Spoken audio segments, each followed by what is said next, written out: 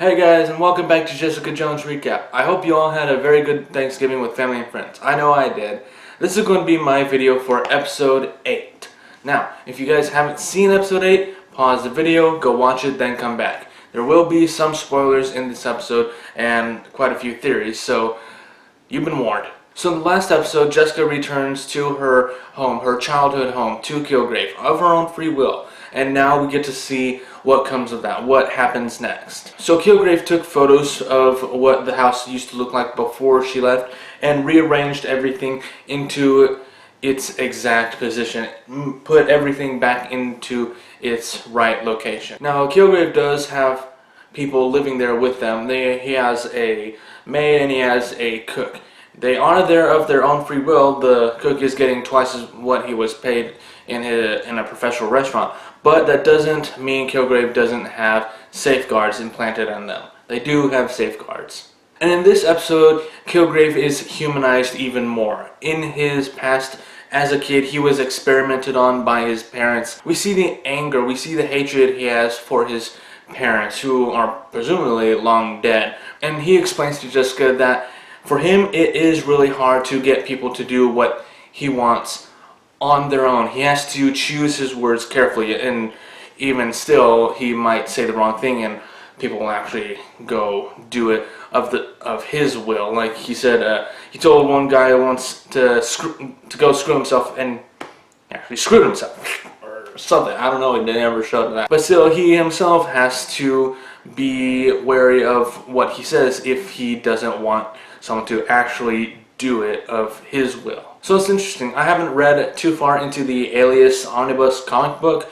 but if this is different from the actual source material, let me know, because this is really interesting to see. I think this is a more interesting side to the character Zebediah Kilgrave than what I've seen on screen or in comics. Now, that being said, this episode gives us one of the most interesting theories that this series can probably give us. What if Kilgrave used his powers for good? Now obviously, because he's so messed up, we really can't see him doing good with his powers on his own. He would have to have Jessica there or someone to be his moral guide, like he said in the episode. Now that being said, I think this is a very interesting theory. What if he could use his powers for good? Granted, if he did, he has to make everyone swear that they won't tell that he was here, or else he'd have to go to jail because he's still Kilgrave. He did terrible things in the past, or he had people do terrible things in the past, so he would still go to jail. But even if he did go to jail, after he would get out, him using his powers for good, that is still a very interesting theory.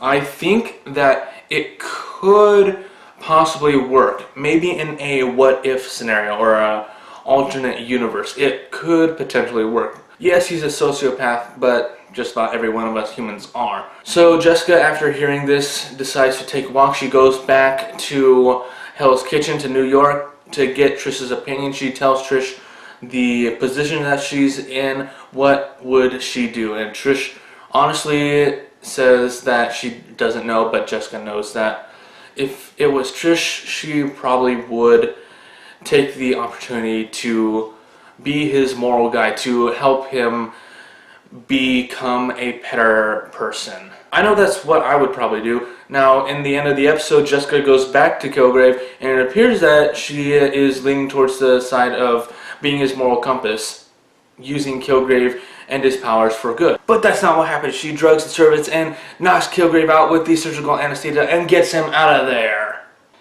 Alright, that's episode 8. Let me know what you guys thought about this episode in the comments down below. What were your favorite moments? What do you guys think of the theory, the what-if scenario? What if Kilgrave used his powers for good? Obviously, he would have to have someone as his moral compass, but what do you guys think? Now, if you enjoyed this video, hit the like button down there to let me know you liked the video. And don't forget to share this with your family and friends. I'll be back tomorrow with my video for episode 9. I'm Josh from Nerd Word, keeping it nerdy.